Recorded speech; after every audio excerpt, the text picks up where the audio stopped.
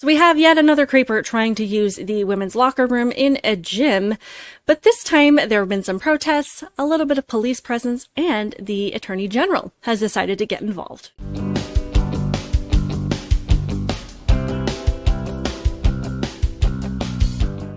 Welcome to my channel, Outspoken Samantha. If you are new here, welcome. I do appreciate you clicking on the video to watch it. And since you are here, I would love it if you would help me to grow this channel and hit that subscribe button now.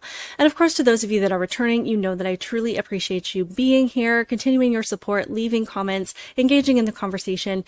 It means a lot. And I would love it if you would also make sure that you are subscribed. So unfortunately, it has become a part of the daily news cycle to see men of all ages trying to get into women's bathrooms and locker rooms, and where women are having to go through great lengths just to protect their own privacy, because that is the day and age that we live in at this time. And it has become particularly concerning because August is the month where the abolishment of Title IX, as implemented and as rewritten by the Biden and Harris administration, does go into effect. So this is something that is going to become an increasing issue. And what I worry about this as I am trying to cover this story, despite the fact that we see more and more of this happening, it seems to be getting less and less attention. So it's almost like we're becoming desensitized to it. It's almost like we're so used to seeing these things happen that we don't feel like we need to talk as much about it. And I do think that in large part, this is what the woke mob wants. They want us to get tired of it. They want us to get exhausted by these stories. They want to wear us down to the point where we're like, you know what, as long as it is not affecting me personally, then I don't want to talk about it. I don't want to deal with it. I just want to live my life. If it does start to affect me personally, I will cross that bridge when I come to it. But I think that is entirely the wrong approach. And there are not only women and girls today that need us to continue to focus on this problem, but it's the future of women and girls in this country. And I can't help but think about when Roe v. Wade was initially overturned, and all of these people, particularly idiot celebrities, that were tweeting about what kind of world their daughters were going to grow up in, and worried about the things that they were going to have to teach their girls, about all the rights that were being taken away. Yet as I look at my daughter now, I have so much concerns about what her future is going to look at, because the messaging that is continuing to be put on these girls as they see all of these stories where men are allowed to come into their bathrooms and locker rooms, where boys and teenage boys and young boys are able to take over their sports or enter a sport just by changing their name and changing their pronouns and putting on makeup, and take those opportunities away from them. The message that they are getting is that they don't matter, that their voice doesn't matter, that they're not allowed to oppose this, and they're not allowed to stand up for themselves. So that is the future that I am worried about. That is the country that I am worried about for these girls. So that is why we have got to make sure that they know that their rights matter, that their voices matter, that their safety matters, and that we are not going to stop talking about these things, and that we are not going to stop fighting for them. So the last time that we really touched on something like this happening, I believe, was when we had all of that uproar about the situation that happened with Planet Fitness, which was just a couple of months ago, where we had this lady in Alaska that was in the locker room in her Planet Fitness in that area, and there was a grown man changing his clothes and stripping down, and there was a young girl about 11 or 12 years old kind of cowering in the corner behind her towel because she was terrified that there was this grown man undressing in front of her. And despite all of the things that you try to indoctrinate into society, reality is reality. This young girl knows exactly what she is being exposed to. She knows exactly how and why she is unsafe in that moment. So this woman decided to go to the front desk and be like, hey, why is this guy allowed to be in here? And they defended the man, they revoked her membership, and it became this whole thing. But this time we are not talking about Planet Fitness, we are talking about Lifetime Fitness, which again seems to stand with these men that put on makeup and claim to be women. So before I get into how the Attorney General has gotten involved and kind of how this whole thing has played out, I'm going to read a post from this woman. Her name is Lane Cook. I don't know how to pronounce her last name, so that is what I'm going with. And it just kind of illustrates how this all started. So she says, I'm a mother of 3 with 2 daughters. Our family goes to the gym almost daily. My daughters and I use the locker room, showers, and bathrooms naturally. My daughters are minors, 11 and 2 years old. Here's the short version of what is happening. Less than a week ago, a biological male joined our gym, Lifetime Ellisville, Missouri. On July 12th, he posted a photo on Facebook of his driver's license showing male as the gender. He waited to join our gym until he was able to enter the locker room. Since joining, he has posted about how many women he has seen naked. He also posted that he has guns and uses language implying that he will use violence if he doesn't get what he wants, which is to expose his male genitalia in front of women and girls, which he has done multiple times this week. To be clear, yes, he is getting naked in the women's locker room and exposing himself to women and minors.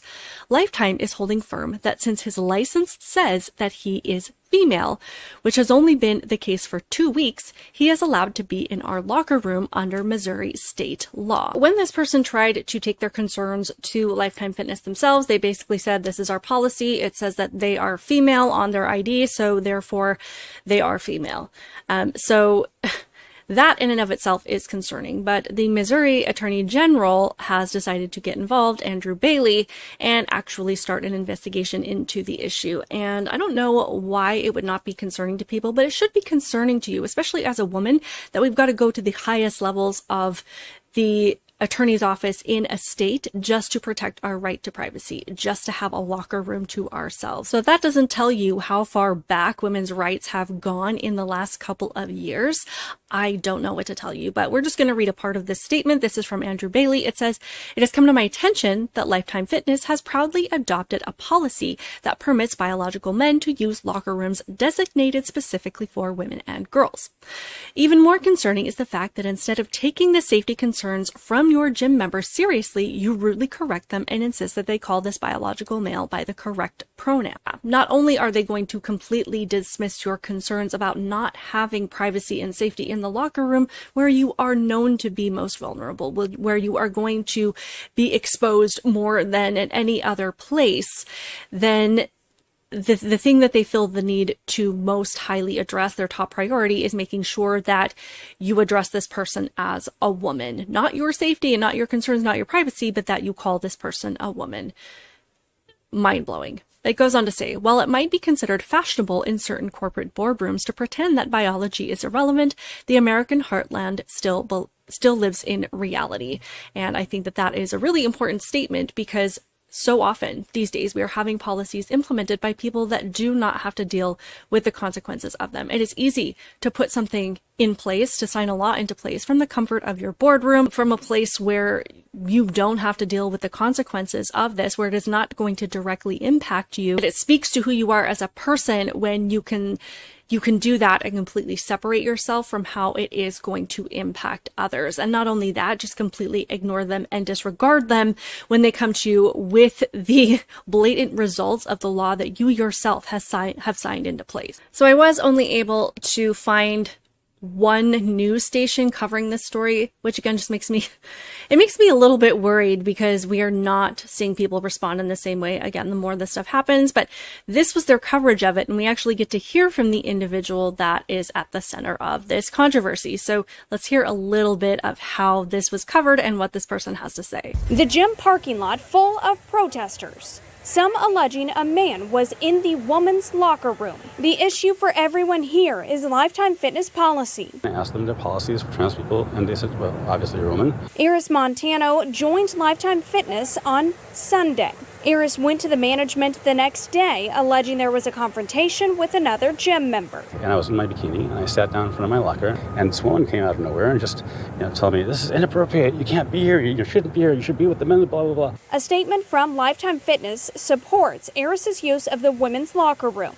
It reads in part, quote, "In this instance, the member presented a state-issued driver's license identifying as a female, and based on Missouri laws, we cannot deny or discriminate on the basis of sex." What about the women and girls that are feeling unsafe? Are their voices important? Do they matter? Does their safety matter? Do their concerns matter? And of course, it cannot be overstated that this is the person that they were claiming was a female simply because they allowed this person to change their sex on their driver's license. So he's saying how he went up and asked what their transgender policies were, and they said, well, clearly you're a woman. And clearly that is not true. And clearly we have policies in place that just confirm delusion and lying. And then I know he was kind of difficult to understand, but he says, well, I was just standing there in my bikini and somebody confronted me out of nowhere and created this conflict. And it is my belief that if you are going to be a man walking into a woman's locker room, that is the source of the conflict right there. Not to mention, it is very, very clear that this person is mentally ill because, as I have said countless times in my other videos, the men that want to access women's locker rooms, whether it is a fetish, whether they get some kind of sexual pleasure from it, for whatever reason, they are not the best of the best. We are not getting men in there that actually respect women, that actually want to protect women. We are not getting men that are chivalrous and caring. We are getting the worst of the worst. We are getting men that are unstable, that already have a foundation of questionable mental stability. And these are the people that they are allowing into women's locker rooms with young girls that you don't know what is going to happen. And I don't like this idea, and it shouldn't be okay with anybody that we actually have to have something happen in order for it to be a legitimate case against them being in there. It's an argument that we hear in favor of this is, well, he didn't do anything, he hasn't hurt anybody. And not all harm is physical, by the way, because you are doing psychological harm to young girls who have to see a man specifically that looks like this, but any man stripped down in front of them. They are not mature. Their innocence should be protected, and women and mothers should be able to know that they can take their daughters into these spaces and know that their privacy is going to be acknowledged, that their safety is going to be acknowledged based on their surroundings, based on the environment that has been provided to them, that their voice is going to be heard, and they are going to recognize that someone specifically created this space for them because they matter. So the psychological harm that comes from walking into a private space and knowing that this facility that you are in is openly saying and letting you know that your safety does not matter also is going to have repercussions. And that is exactly the message that Lifetime Fitness, that Planet Fitness, that all of these people that adopt these woke policies based on being able to supposedly just select your gender, that is the impact, at least one of the many impacts that is negative that they are having. Continuing on with Attorney General Bailey's statements and his goals, he says he confirmed he is issuing subpoenas and that the gym faces potential criminal and civil liability for putting Missouri's women and girls in harm's way. He stated that Montano's presence in the female locker room could be tantamount to criminal trespass. Montano, 52, became the subject of a protest against the gym's trans-inclusive policy after Sparks called a press conference demanding the investigation.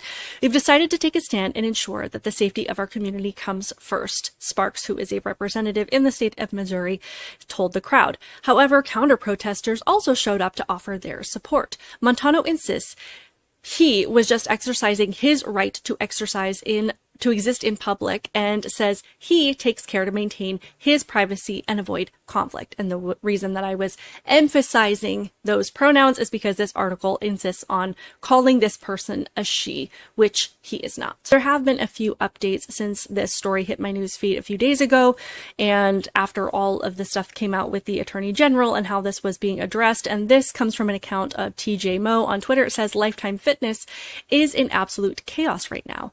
According to a woman who just left the building, police are everywhere, 3 cars out front, management is rushing around, there is a female police officer with her badge and gun out going through all of the lockers in the female locker room, and then the man posted this, and this is the account of the person in question. It says, Lifetime Fitness just decided to solve their trans girl in the locker room problem by misreading my remarks today as threats of violence rather than threats of lawsuits and terminating my membership and having the police walk me out.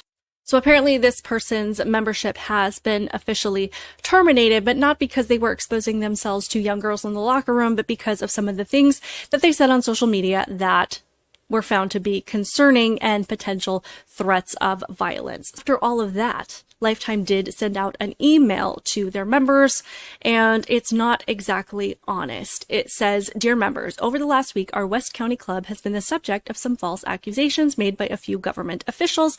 The accusations did not come from government officials. They actually came from your members who were concerned about somebody stripping down in the women's locker room that should not be there." But let's go on. It says, "Some of these incorrect assertions allege we have been government actively allowing a biological male to use women and girls' private spaces, and has proudly adopted a policy that permits biological men to use locker rooms designated specifically for women and girls. This is untrue. I wanted to take the opportunity to communicate with you to address this misinformation. Lifetime has and will continue to follow the laws that govern our business. The Missouri Human Rights Act expressly prohibits discrimination on the basis of sex. The Missouri Supreme Court says we must follow the gender indicated on government-issued identifications, and to do otherwise would be discriminatory. So basically, to make sense of this word salad, they're saying that they're not actively allowing a man into the women's locker room, but that if a man, based on these laws, has an ID that says they are a woman, then they are not going to discriminate against that person, but they are actually going to discriminate against women who do have a biological foundation as women if they decide to speak up about it. Make it make sense, guys. Before I end this video, what I find even more ironic about all of this is that this was an ad put out by the Harris campaign attempting to paint Republican men as creepy weirdos who are trying to take over women's rights and oppress women. And I just can't even. So if you haven't seen this, just have a watch just for a few seconds. Us MAGA Republicans banned abortion, but that's just the start. That's just the start. If Trump gets elected, we want the government involved in all aspects of your sex life. Way more involved. Way more involved. When you have sexual intercourse, it should be illegal to use contraception. No pills, no condoms. Your genitals are reserved for procreation. If you freeze 12 eggs, you should be required to have 12.